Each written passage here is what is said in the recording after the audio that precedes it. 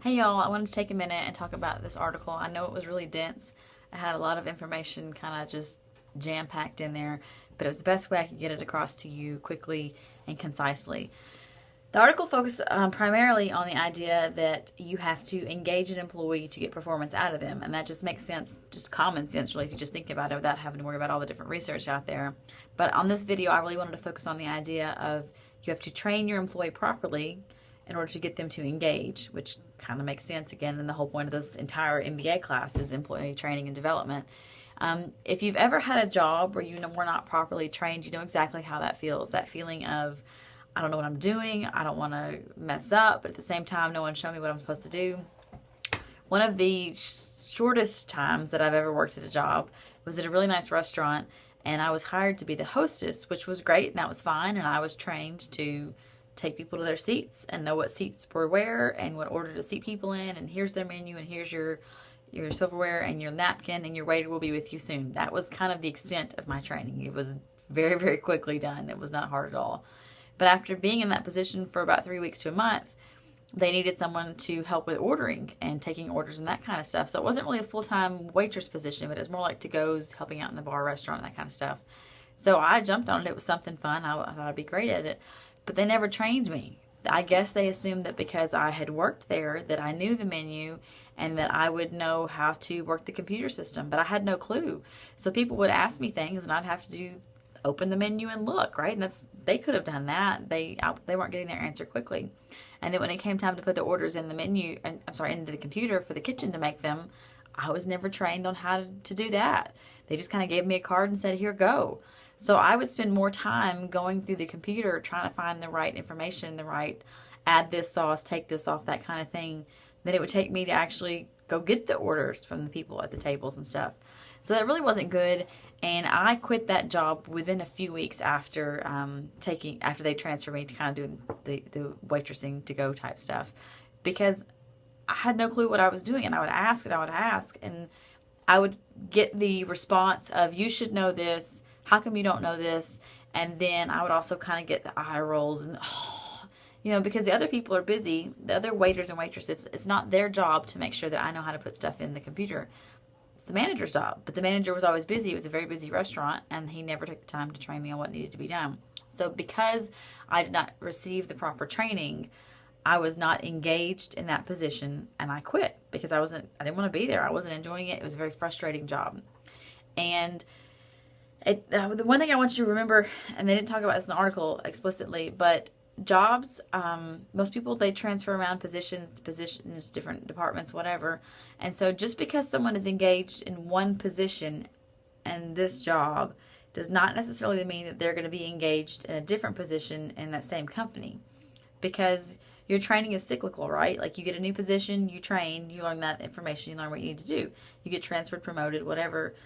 You learn that information. You learn those people's quirks and personalities that you're working with. You learn that computer system. You learn that layout. Whatever is different about that position than the other position, you have to learn all this. And this is all a training process. And you can't assume as a manager that if you transfer an employee from A to B, that the skills they learned in A are going to be the exact same thing they need in B. There's hundreds of different reasons why they're going to need different things in B than they needed in A. And you need to offer that training. Assume there's going to be a learning curve. If you don't train them, if you assume that you know what they're going to be doing, you're going to probably lose them. They're going to disengage from that job. Because when you start a position, when you are anything really, if you think about a new skill you tried to learn, if you tried to learn a stick shift, whatever it is you're having to learn, if you don't feel comfortable in that, if you don't feel like you've been trained enough, that you have enough ability in that, you're just going to quit. Okay? It takes a very, very strong, unique personality, like Olympian type level, of people that are like, if I can't do it, I'm going to keep going, I'm going to keep going, I'm going to keep going. And you might say, well, that's me, I do that. Well, yeah, in the little things. But we're talking about like lifetime career jobs here. If you're not getting the training, you're going to find a better position. You're going to move, you're going to transfer, you're going to get out of that because you're not happy. And there's a term that we use a lot in HR, I'm just kind of joking, and you may have heard it before, is that people get promoted to their level of incompetence. So you're really great at this position. So as a reward, we're going to promote you to this position. And then you get really good at this position. And as a reward, we're going to promote you to this position. And eventually, you stop being promoted either because there's nowhere else to go or because honestly you just aren't as good at this job. So you've kind of topped out, you've maxed out on your skill or level or whatever, and that's not healthy because you were doing great at the other positions and now you're kind of incompetent at this position. And for example, I had a friend who worked for sales for a pharmaceutical company, and he was phenomenal. He was a great salesperson, and he did so well that they said, you know what? We're going to promote you, we're going to reward you, and we're going to make you manager, which sounds great, except the skill set needing to be a salesperson is very different than the skill set needed to be a manager of the salespeople, right? So he had a really hard time being a manager. He didn't like it. He didn't enjoy it. He never fully engaged. He never felt like he had the skills to do that. And eventually, he had enough sense, and the company allowed him to move back to the sales position. So he didn't have to lose his job. He didn't have to quit. He went back to what he was good at, right? And if you've been there, you've known someone that's been like that.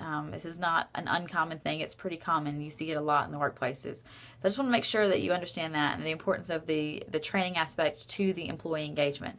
And there's also a few little things in there about the employee being available. And it was just kind of brushed over, and they didn't, just a real short part. But what I want to make sure you guys understand is employees need to feel comfortable in order to be available to their job. And another way of putting that would be they want to be themselves. And if they can't be themselves, if they can't relax and let their guard down and just let their personality come through, if they're constantly having to focus on what am I doing? Why am I not doing this right? I don't know how to do this.